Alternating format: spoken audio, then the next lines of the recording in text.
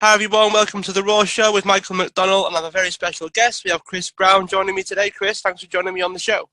You're very welcome, my man.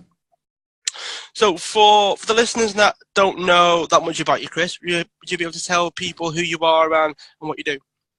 Yeah, so we help coaches, consultants, service providers grow and scale their company using online traffic, paid traffic, and automated funnels that bring leads into their calendar day by day by day.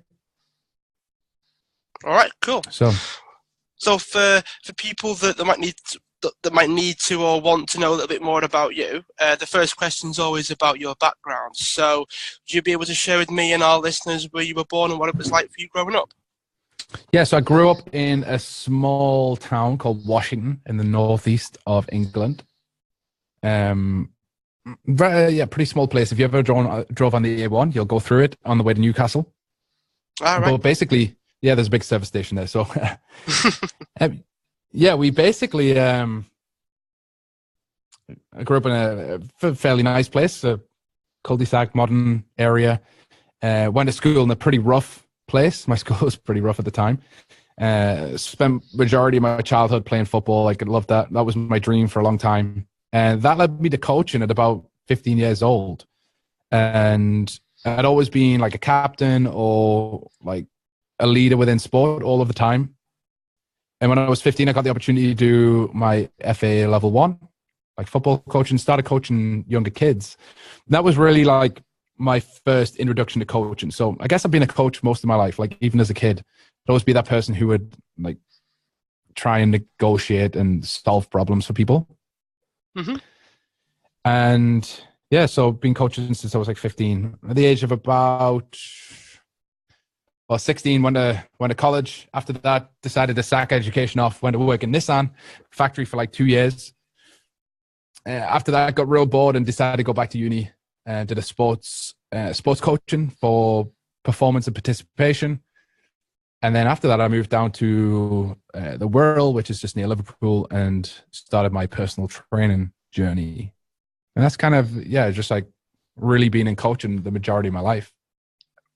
Yeah, it definitely seems that way, Chris. I mean, why did you decide to go and work for Nissan? Was there a particular moment? Was it just because it was there? I mean, what sparked the change? Yeah, I was just tired of education, really. I didn't really particularly enjoy my A levels at all.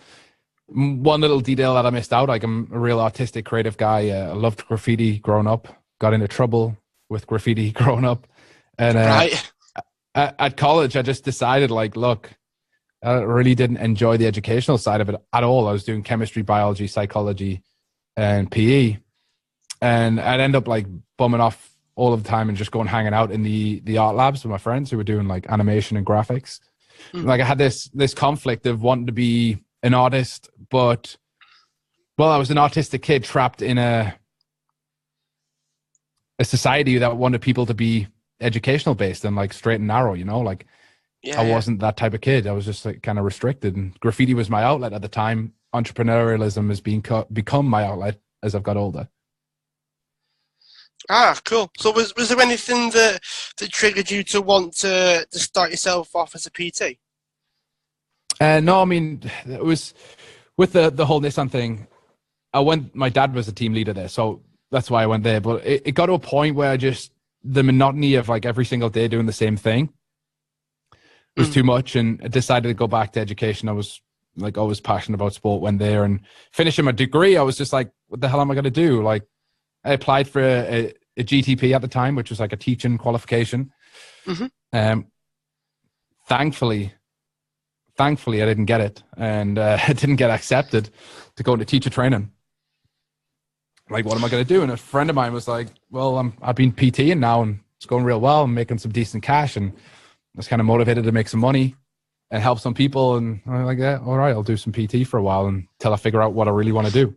10 years later, still in the industry and still got successful businesses in the fitness industry.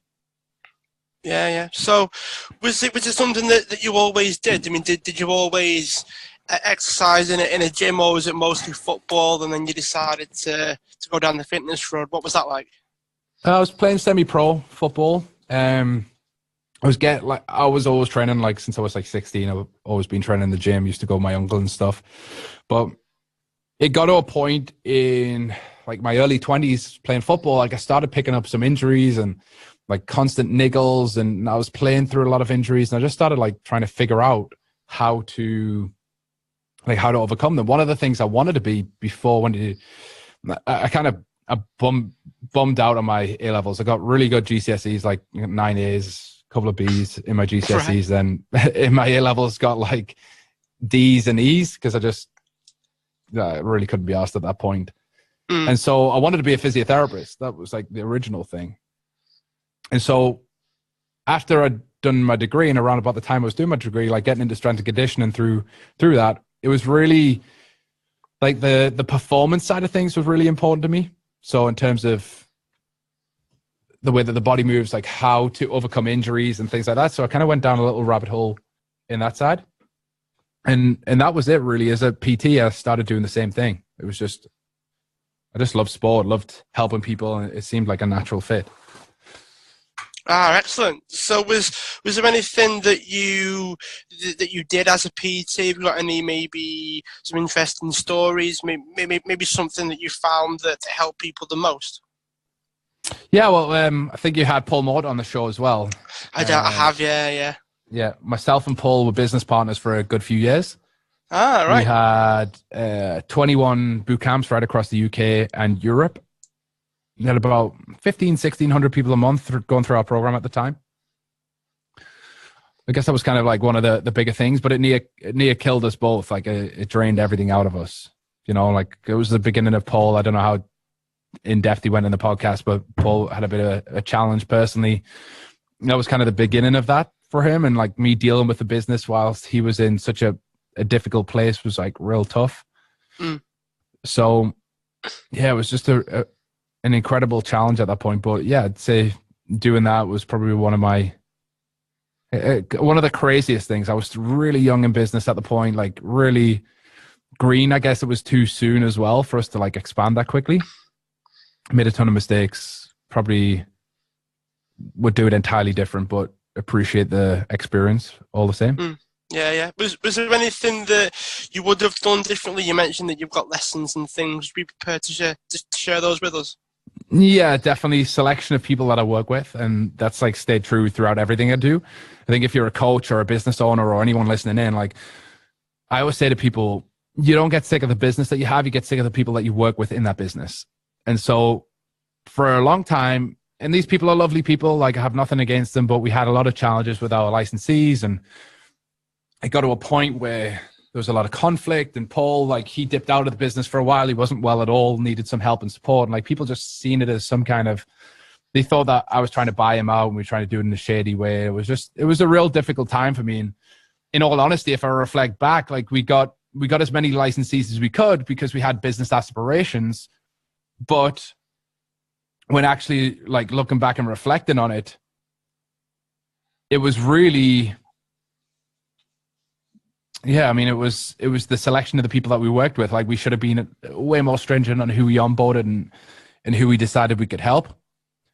And yeah, I think it was like kind of ambition overrode my decision-making process at the time. Like people wanted help, we could help them, but there was just a misfit somewhere.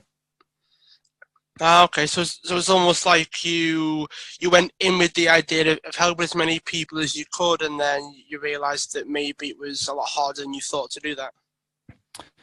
Well, not just that. I mean, we had some people that were doing great, and we had other people that they just weren't a fit for it. You know, like they were employees more than they were entrepreneurs, and so we brought on people who really had to have an entrepreneurial stance, but they were more of an employee mindset. That's nothing against them at all. It was just that the stuff that they needed to do in order to succeed was kind of outside of their own natural personality, their DNA, if you like.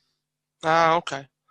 Yeah, that does kind of make sense, because it's so hard for people to really find something that is a fit, I guess, and it's kind of down to them, you know, in terms of the customer, but also the person providing the service, I guess, to be quite clear when it's not quite right for them, you know. So it does. The thing definitely makes sense. Yeah, the big thing was that like these people would have mostly been most successful probably if they started their own thing, but they were plugging into it was kind of it was a license model. So they'd license all of our systems, our workouts, our programs, like all of that stuff. And I think they expected us to get them clients too. And maybe that was like a big breakdown. But I think sometimes when you're you're leaning back on people, like as an employee, as an example, like, you're propped up by a salary every month.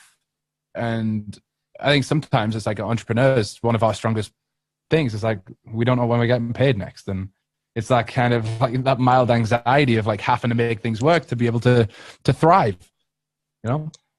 Yeah, I can definitely relate to that. So, why did you decide then to go down the the avenue of actually starting your own facility versus going down the boot camp model? We did do boot camp models, so we did that for ages, like outside, and it was just a natural evolution for me. After the point of the licenses, I decided, look, I'm gonna kind of kill that off and really focus on my own thing again. And we opened up a gym. It's going great. It's still strong now, but my big passion more recently taken over really through the expansion of the boot camps and the growth of our business, and just naturally has been coaching other people to succeed in business themselves. Most of the marketing side, sales marketing and client attraction side, like we've been really, really successful in that. We've grown a 7-figure coaching company doing it and help thousands of people and get to work with hundreds of people a year and see their significance in terms of the impact that they make, their income increase, and the amount of freedom that they can command in their life. Right, okay, yeah. So I must have misjudged the avenue you went. So you started off as the boot camps, and then you transitioned into your own facility that way. Yeah, that's it. So we had all of the boot camp locations, and then we transitioned into facilities after that. Yeah. All right, cool. So what types of businesses could benefit from this idea of having more leads and things? Because we had a bit of a chat before we went live about the types of coaches that you tend to work with, and you do work with people that do offer the higher price point version of coaching. How important would you say the amount of leads was versus the quality of the leads that you're getting? Well, I mean, dude, it's like turning on a tap. So it depends on what coaching company you have. But we work with people in the personal coaching space. So mindset, like energy, spirituality, health, performance. And then we also work with people in the business space who are business coaches who help maybe niches of a certain industry. Maybe they had a niche business in the past, and then they go and contribute to their industry by helping others develop a business in that industry. And really, like I said, we work with people who have premium priced services. Mm-hmm. I'm of the mindset always that I want to work with less people, but deeply, rather than creating something that I don't believe is going to get change in people. We're in a world where there's an abundance of information. People are overwhelmed with it. And I think more importantly, as we move forward, is the ability to help people navigate that information, right? So much stuff out there, so much confusion and so much conflicting evidence. If you even spend an hour Googling a topic, you could find multiple different conflicting things. And so what we do is we work with experts who have been able to navigate this and supply the direct solution, the blueprint, the framework for their clients and help them get killer results. And we do it in a way that we understand that certain clients want a premium and they want the support, the deep support, and they want problem solving. So example, one of our guys, a nutrition coach, has a 16-week nutrition coaching program, helps people with everything from diabetes right through to long-term chronic digestive issues and various different diseases and challenges. And these people have had issues for 10 years, 15 years, 20 years. And he has a premium offering, and talking premium, we anywhere between 2,000 and 20,000 is typically where we help people generate clients for. And he's able to transform his clients' lives through the fact that he can work really deeply with them and get buy-in because they're super invested. Yeah, for sure. I mean, it definitely seems like a different type of person then. So how would you go about distinguishing the types of people that would be prepared to invest, say, the £10,000 or beyond mark versus someone that can't? Are there certain characteristics of those people? I mean, I'm assuming there is. I mean, I could be completely wrong on that. Well, when you consider this, right? Like, let's say somebody had a 2 or 3 grand program. It really, prices are relevant. It's the size of the journey that somebody has to make. So if somebody's coming to you and you're an expert and you can solve a really deep problem for that person that's been with them for majority of their life, and it causes them significant pain and hurt every single day of their life, and you're able to work with them very, very closely and help overcome that, well, then that's a multiple thousand type of investment. Like, I think people get really held up on it and think, people need help. And for sure, I've been like this in the past. Like, is it really ethical? Is it this? Is it that? To charge people money to get that? Here's the thing. How many times have those people tried to solve their problem and they've bought multiple little widgets and things and supplements and £20 here and £30 there, £47, but never really got the support that they needed? And so my stance on it is like, look, if you look in the medical model, you have people who are general practitioners and they know a bit about everything. You have people who are specialists who know a little bit more about that. And then you have people who are absolute top of their tree, like they work on one specific thing. There may be a surgeon that works on a specific part of the brain and they're the best in the world at what they do. And they command thousands for what they do because their job is so specialist, because of the amount of training that they go through, the dedication to their craft. And so the type of people that I work with are the type of people who dedicate their life to their craft. In order for them to become the very best at what they can do, they have to command a premium because they can't work with thousands of clients. They can't be the person who's booked solidly back to back to back to back. And so it's not necessarily a financial stance on a client. It's more a person who's in a lot of pain and need a lot of help and support. And in that help and support, yeah, it comes at a premium, but in comparison to the suffering and the hurt that they're in, it's insignificant. Yeah, that definitely comes across. I mean, it also gives the impression, Chris, that that needs to be conveyed or at least communicated somewhat. So you mentioned things like scaling and leads and sales and marketing and things. I'm sort of going off what you said as if to say, well, you need to try and communicate that. Have you got any advice for someone that maybe is at that point where they do want to go down that road, but they can't quite communicate it in the right way?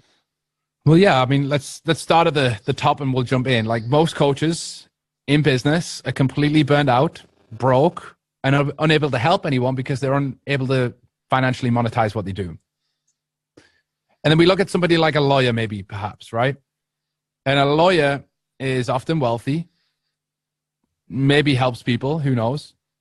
And so we have this thing where we think, like, because we're coaches and we're services of human beings and we have empathy for the suffering and pain of our clients, that we shouldn't charge a premium for what we do. And so I think it's a real mindset shift for most coaches. Like, great coaches, great practitioners, incredibly knowledgeable people are either going out of business or going back to a career that isn't their genius because they don't know how to command that premium and they don't know how to generate the interest in what they do. And so it's that mindset shift that somebody has to go through, like moving away from a £35 session or a £25 session with a client and understand that really that doesn't have much impact. Single shot sessions here and there, or even one-to-one sessions over a period of 12 weeks. Really, what are you working towards? That person cancels one time, they're not really that invested. They do it because they think that that's what they have to do. And if we only look in the personal training industry as an example, it's kind of like that way, right? It's dog eat dog. Everyone's trying to compete for the same business. And so if you wanted to really start to ramp up your business, and I'm talking in terms of you can generate multiple six and even 7 figures with a coaching business that really impacts people and really changes people's lives and really helps them, it comes from you commanding a premium, because at the end of the day, you don't have to work with thousands of people to get results. You just need to work with hundreds. You don't need 1 million leads a month. You just need a handful of great quality people. And so I think it's more of a mindset shift for majority coaches who might be listening like, look, I could never charge that. It's not this, it's not that. my argument for most people is that if you're charging low rates, it's for one reason only. You're competing for business, and you're actually more money driven than the person who charges a premium, because that sale means more to you than anything. Whereas somebody who commands a premium, they're in the mindset of, look, I can't help everyone. I can only help a certain amount of people. I'm here to serve and here to help. If you can't afford what we do, that's totally cool. I'll point you in the right direction. For those that do, let's go deep. And that's kind of the mindset that you've got to maintain. So I think it's more of a psychological shift. Before you start generating leads and communicating anything, you have to fully, deeply believe in yourself that what you're doing is the very best thing that you can do to serve the client. Right. So it's almost like the if you are like really good at what you do, then it stands to reason that that would correct a lot of the mindset shifts then. Because obviously if you're really good at what you do and you are really valuable, then you're more likely to at least feel good about charging for your services. Because I know there's a couple of people out there that might have the mindset concerns that you mentioned, but everyone tells them that they should be charging a high-end price or whatever the term is, but then they don't quite feel like they're supposed to, or that they don't feel comfortable with it. But that could all be down to, as you say, to trying to really master your craft in order to feel comfortable about doing those things, because it kind of, at least seems to me like it swings and roundabouts. Like you can't go deep and do a high quality service for like 50 people every single week. Well, yeah, well, consider the coach who speaks to 10 people per day and spends an hour with them every day. Like, if you've got 10 one-to-one sessions in a day, does the first client of the day get the same experience as the last client? I argue that they don't. And so we have an inhibitory factor coming into it where we're actually doing people a disservice because we're so burnt out and overworked. And so it's really, the premium allows you leverage in terms of your time and your expertise, and allows you to reinvest in yourself to become better and better and better. And it's that knife's edge of difference. And most people have the ability to go out and do this. They're afraid to charge more because they're worried that they'll get no clients, and their sole motive is to pay the bills every month. Where I often believe that people who charge a premium, like, they truly believe in what they do.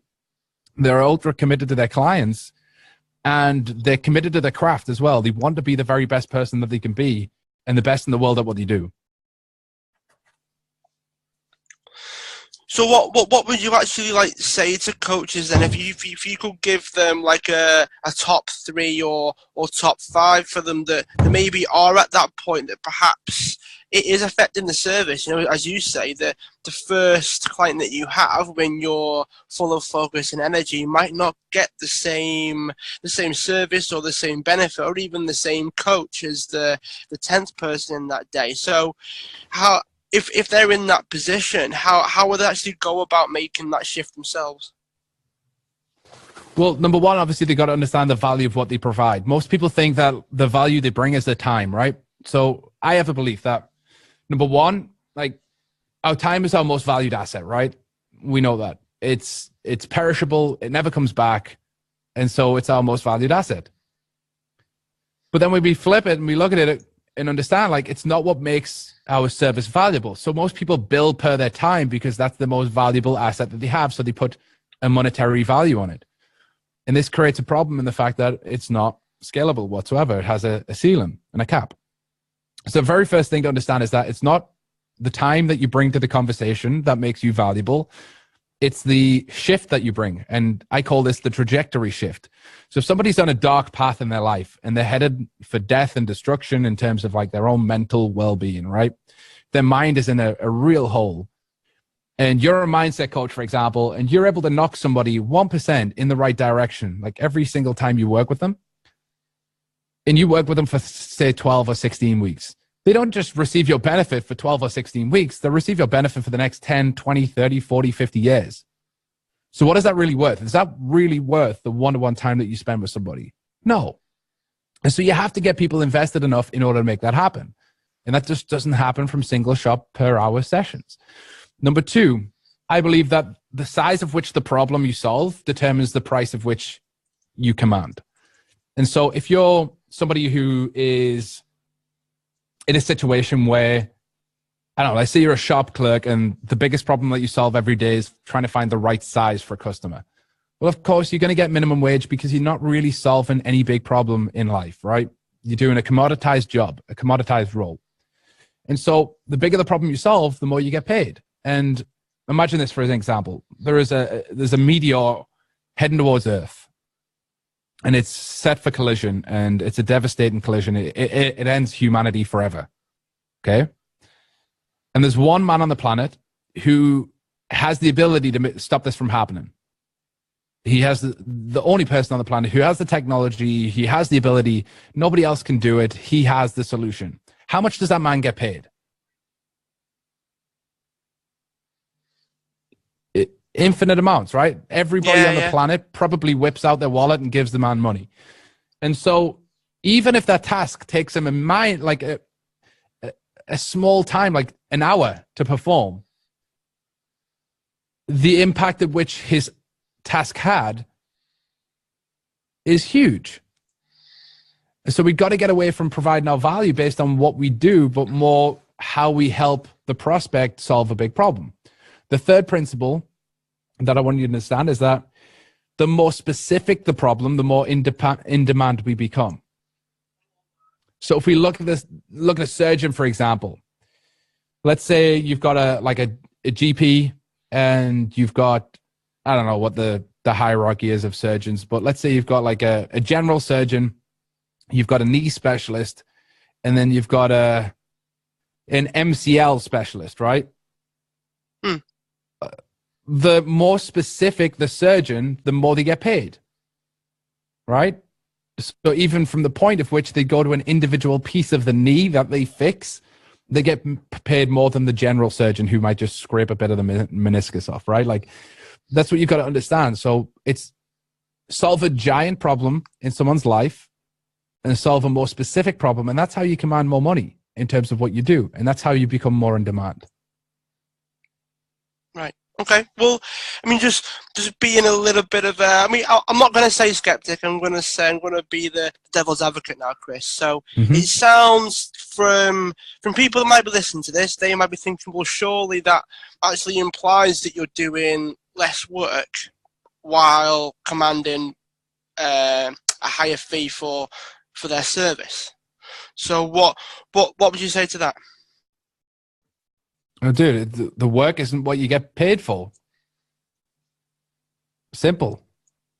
Like, if somebody's for death and just like, let's say we have somebody who's suicidal, right? And they're really suicidal, genuinely suicidal. Mm-hmm. And we got somebody like Tony Robbins who can spend 20 minutes with that person in an intervention. And he openly says he never lost a suicide. He says he never will. Like he said that not that he never will. He might at one day, but up until this point, he never has. So Tony Robbins, let's say he solves that problem in 20 minutes, and somebody else they're with a therapist and a counselor for 3 years. Like, who's more valuable? If the counselor's been there for 3 years, done a whole lot of work, yet that person is still suicidal, versus somebody who can spend 20 minutes with somebody and get them out of that mindset and change their life dramatically forever, who should be paid more?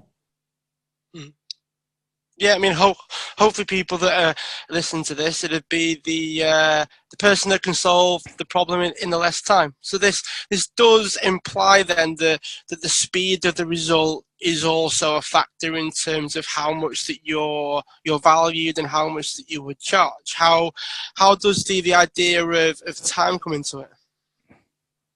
Well, it's huge. It's hugely important, right? Like, let's say you've got a leak in your roof, right? Do you want the guy that fixes it fast, or do you want the guy that fixes it slow?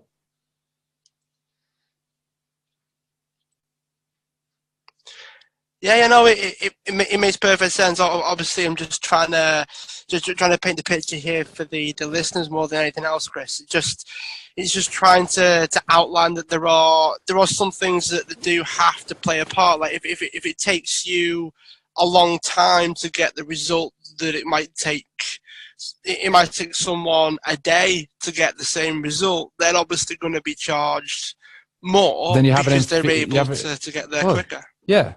If so, like, let's say, for example, like you're lying on the floor, you're bleeding, and like there is two options. You phone an ambulance, and you've got a public care ambulance, and it might be there in like 3 hours, right? Like you're bleeding here.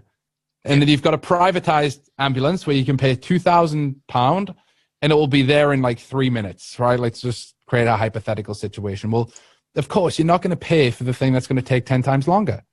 The same, like if your product or your service requires somebody to get 6 months to get the same outcome that somebody else can get in 8 weeks, then guess what? You have an inferior product or service. So it doesn't matter how much marketing you apply to it. It doesn't matter how good of a coach you are. If your outcome is produced in significantly more time than a competitor, then you don't have competitive advantage. All you have is the ability to compete on price. So you become the cheapest, the most commoditized, and you have a race to the bottom. Because if you're competing on price, then you're in a crabs in the bucket. Yeah, definitely. All right. Well, how would you decide then when you are ready, in fact, to actually go down the lead generation route then? Is it simply a case of once you've got all this figured out, then you can start going down that road? Or is there a certain point where you then decide, right, okay, I do need to go down the lead generation route if I'm going to make this work even more effectively? Well, leads are the lifeline of any business. So I don't think it's a decision you make. If you're in business, you need leads. It's something that you've just got to accept that it's part and parcel of what you do.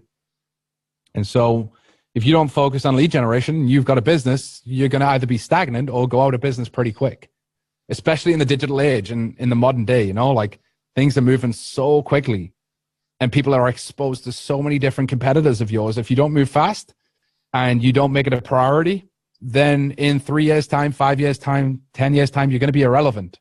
And unfortunately, that means that you'll likely either go out of business or have to go and supplement your income through other means.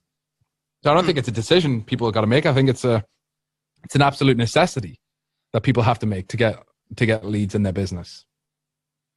Yeah, definitely. Have you noticed any particular common themes then amongst the coaching businesses that you work with, in terms of it could be one key thing that's able to help all those get more leads and go down that particular road, or anything of note that you think you'd be prepared to share with us?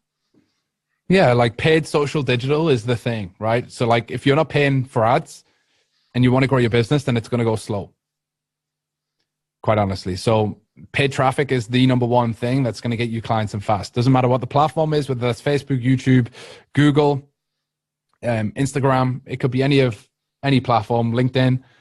The ability to buy traffic has never been easier. And by traffic, I mean people to get their eyes on your thing. And the ability to put your message in front of people has never been easier. And so you can do it two ways. You can have a slow, long, drawn-out process where you're blogging every day, you're writing social posts, and you're not really getting in front of the right people or the right audience at the right time. Or you can pay to put your like a laser-targeted message in front of your dream prospects daily and have that run on autopilot. So literally for me, it's like I spend X amount a day and I produce X amount of leads per day. Out of those leads, we'll convert a percentage of them. And that's kind of how we run our business. It's a systematic approach to really growing. And I think if you're a coach, there's two types of people that I get to work with. Number one, the people who moan and complain and they're like kind of like victimized with what they do. Like, I'm not going to do that. I'm not going to pay money for ads. I'm not going to do this, that, and the other. And then there's the other who are really ambitious and they're really driven to get their message in front of people. So I know I'm talking about money a lot today and like premium price, but that's, let's say the after thing. That my belief is that a premium price is the most valuable thing to the prospect.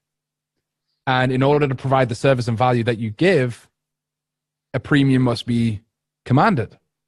And so in my experience, those that charge the least are actually doing themselves and their prospects an inhibitory, like it's inhibiting their growth and impact because they're not able to reach the people that they could help. So if you had the ability to put your message in front of millions of people and it could change their lives, like why wouldn't you?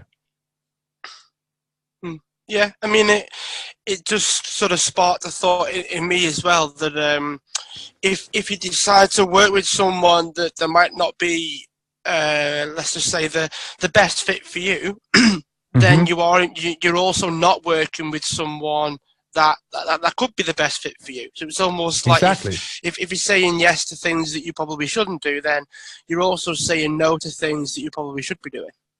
Well, and here's the thing, and that happens and stems from the fact that most coaches who don't advertise for their services in the right way have to take business that they don't want to because they have to eat and survive.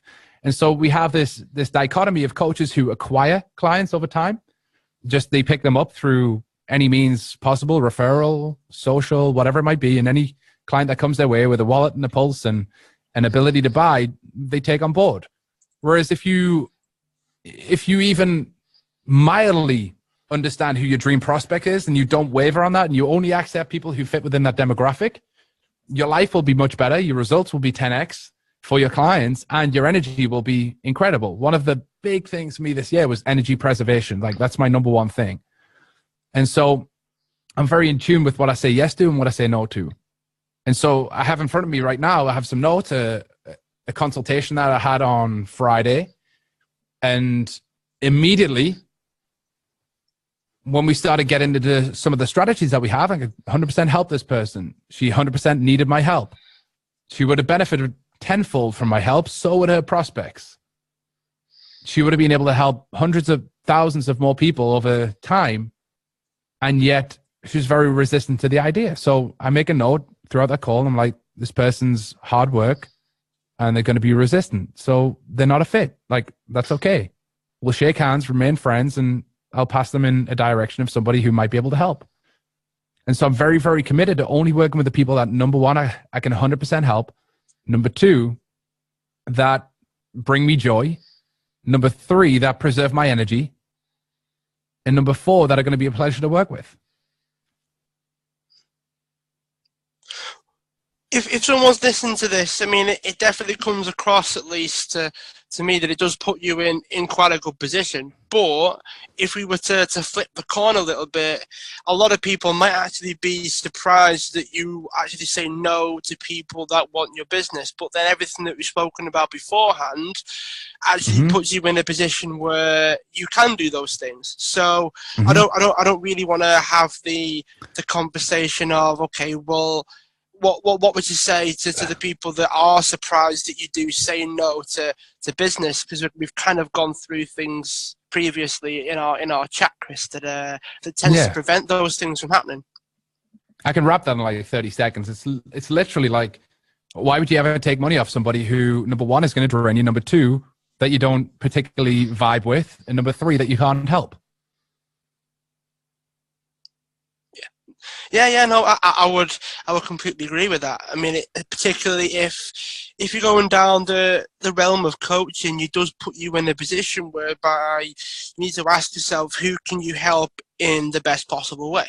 You know, because we are, if we are at a point where we are going to charge a lot, we are going to help people in the deepest possible way, that does kind of go hand in hand with the fact that you're not going to be able to help everybody in that way just because not everyone wants that thing. You know, not everyone wants to be helped in that particular way.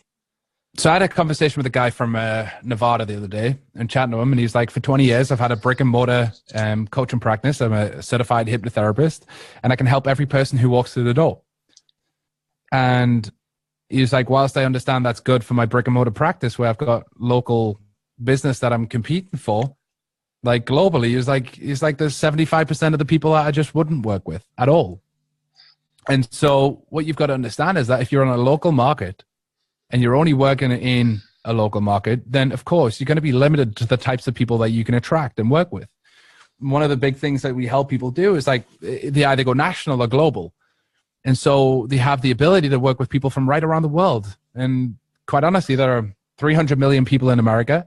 There are 60 million people in the UK, and the average coach, if they charge $5,000, they need 100 clients to make $500,000 in a year. And so when you consider the numbers of just in America and the UK, 360 million or 400 million people, well, then you suddenly start to see that the the odds are stacked in your own favor. It comes back to, you can't be everything to everyone, but you can be everything to someone.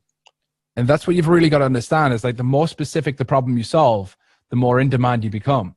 Like if you try to be a coach who helps everybody, or like a multitude of different people, then you're a commodity, because that's what other people do too. And no more than in the personal training industry, you'll see I do fat loss, strength and conditioning, I do sport specific injury rehab, and all that you're telling people is that I'm jack of all, master of none, you know? And so the more specific you get, the more, if you become everything to someone and you become their world and you solve their problem, that person is infinitely grateful forever. And you're able to build a system and a process and a blueprint around it. If you're working with 10 or 12 or 15 different types of people from different walks of life, it's very difficult for you to systemize and predict the outcomes that you can generate for people. Yeah, for sure. I mean, I actually quite like the statement that you gave before about that you can't be everything to everyone, but you can be everything to someone. And it's, if anything, that does encompass everything that we've spoken about. Excuse me. Because if you are everything to someone, then you're able to help them in that deeper way, and it doesn't lend itself over to this ability to help everyone that walks through the door. And if I'm being perfectly honest with you, Chris, I was quite surprised that you had that conversation with the hypnotherapist and said, "Oh, I can help everyone that walks through the door." I guess you had a bit of an eye roll moment. No, his frustration was that was his problem. Like, he didn't want to do that anymore.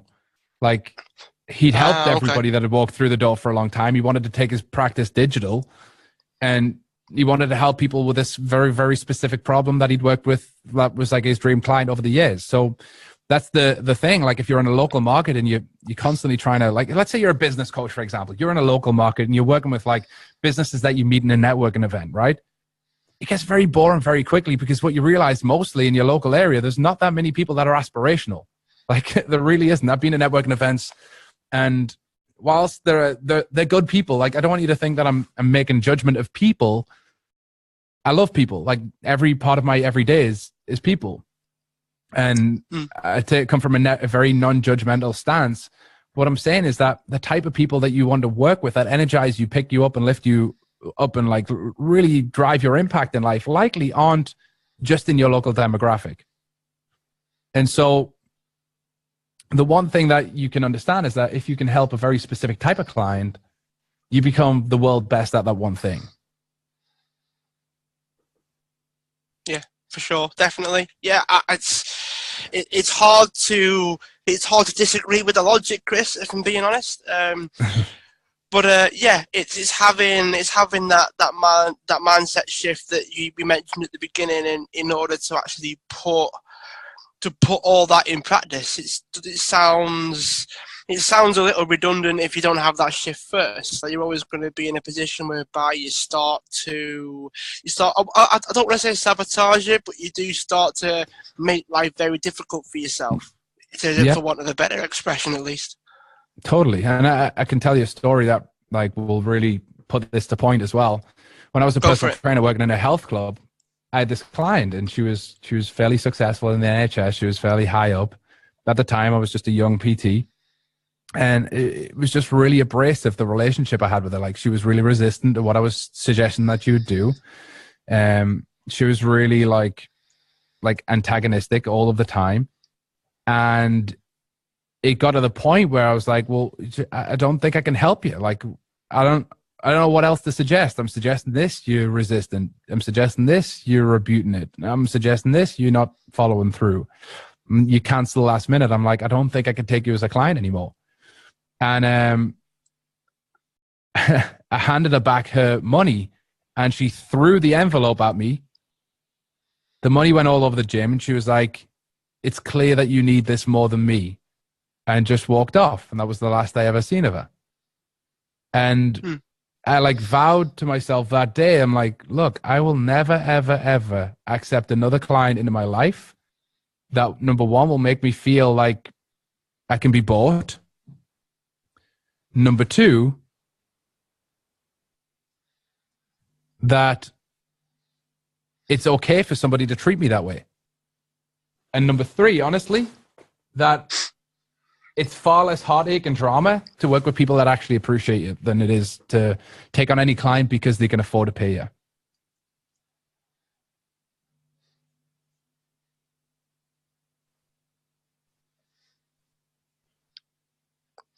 Yeah, I guess it does. It does really hit home when we actually start having those types of conversations with ourselves and start putting ourselves in those positions. And I guess it is more about what you take from it to allow yourself to move forwards. I guess it's having that ability to put yourself in a position that does actually benefit you and allows you to make those right decisions. Well, just consider it as well. Like I'm a father of 2. I'm getting married in like 11 weeks time to my beautiful fiance. I spend a third of my life at work. I spend a third of my life asleep and a third of my life at home. Like if I'm going to spend a third of my life away from my family and kids, like it better damn be worth it, you know, in terms of not just monetarily. Like there are coaches who might not have the aspirations that I have in business, a multiple million a year company. Like you might not have that aspiration, but what you might have the aspiration of is working with a select few clients that really energize you, lift you up, and you go home feeling like you've done great work instead of going home feeling like I did that day with the client who threw the money at me, you know, like I was some kind of hoe that she could just buy. And so really what I want you to understand, it's really about understanding the value that you bring, but understanding that there are people out there that really appreciate what you do.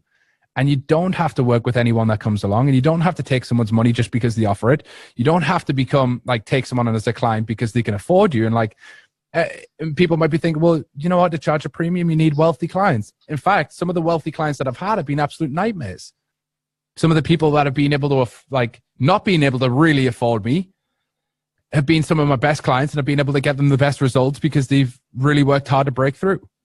And so, money is not the only factor that decides whether someone gets to work with me or not. And I empower you to do the same.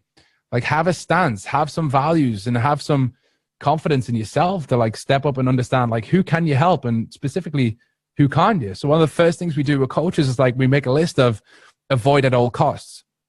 And so we have one list of avoid at all costs and one list is dream clients. And of course, we're not going to get every client to be the absolute perfect epitome of it. But if we know that that's what we're driven towards, and those are the type of people that we want to work with, then we can communicate everything in what we do towards that person. And if we know this is who we want to avoid, if we ever get into a conversation with somebody that becomes a potential client, we just got to let them down gently and say, hey, look, I can see that you've got a real challenge. I can see that you need some help. I don't think I'm the right person for you. Here's X, Y, Z. I think there'd be a great help for you. And so we're actually being a service to somebody by pointing them in a different direction, knowing that someone out there, that's their dream client. Yeah. Yeah, that's something that I would completely agree with. It definitely brings to light a lot of the things that we've spoken about, and I do like the way that it kind of encompasses everything. If you take it one level deeper from what you've said, it does bring about a lot of the things that we have spoken about, Chris. So just before we finish, so we're almost there, almost out of time, and I thought we would get into a bit of a lightning round, so to speak. So it's sort of quick fire questions, see what answers you can come up with, and then we'll end on our final question. All right, Chris? Mm-hmm.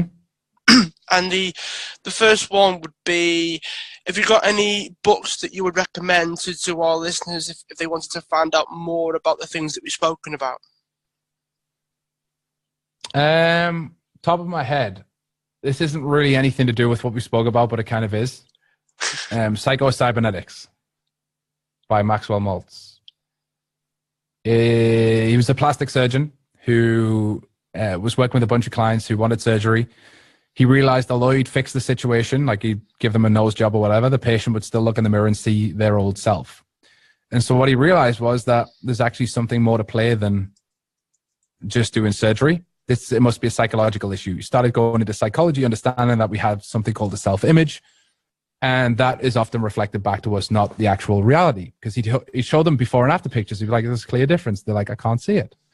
And so he actually went down a rabbit hole of psychology, and later in his career, he actually refused to do surgery with people, and he spent his majority of his time working with people to change their self-image, and often that would solve the patient's problem. You wouldn't have to do surgery, just change how they see themselves. So that's a great way of like really understanding about your self-image. And if you want to attract premium clients, you've got to change the way that you think about yourself and who you are, and the confidence in yourself to go out there and actually become the prize. I tell my clients that you're the prize. You've worked your ass off all your life to be that way. Don't become the commodity. All right. So next one would be to have like resources or apps for, I mean, we can make it quite specific in terms of for coaches as well, to help them with their businesses or that side of things. Apps, resources. I don't know, but I use this thing. It's called A Tracker Pro. And what I do is, this is just a good thing for like anybody to try, right? A Tracker Pro. Basically, you can create a list of the tasks that you do every day, right? It might be like creating content. It might be coaching clients. It might be reading, studying, meditating, journaling, whatever it is. And you can basically time everything. And so for a bunch of our clients, what I get them to do is like every 6 or 8 weeks, I get them to track their activity, every single step of what they do every week. At the end of the week, you can break it down in like a pie chart, and you can start to see where you spent the majority of your time. And if you're really disciplined with it and you're really driven towards doing it, you'll see like there's so much bullshit that you're spending your time on every day that you can just cut out and be like infinitely more productive. So it's one of the things that I like to do on a regular basis. All right, awesome. It's kind of a general thing.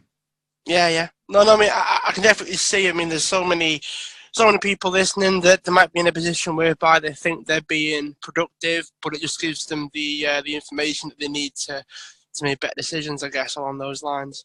Before we ask our last question, Chris, if someone wants to find out more about you and what you're up to, where can they go? They can go to theleveragedcoach.com. So that's theleveragedcoach.com. You'll see we have a free workshop there. There's tons of value in it, nothing for sale in it at all. You can go and check it out. It'll give you a much deeper understanding on some of the stuff that we've talked about today.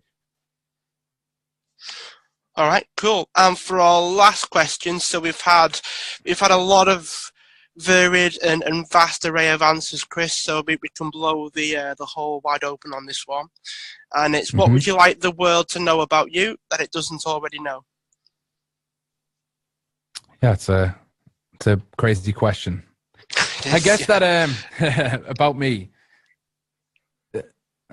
I think here's one thing I'll say, right? Like, I think some people have like miscommunicated or misunderstood my communication in the past, thinking like I'm very money driven about stuff, and that could definitely come across to some people today in the training, in terms of like, look, premium price is the way to go. Like, charge your clients more, give a better service.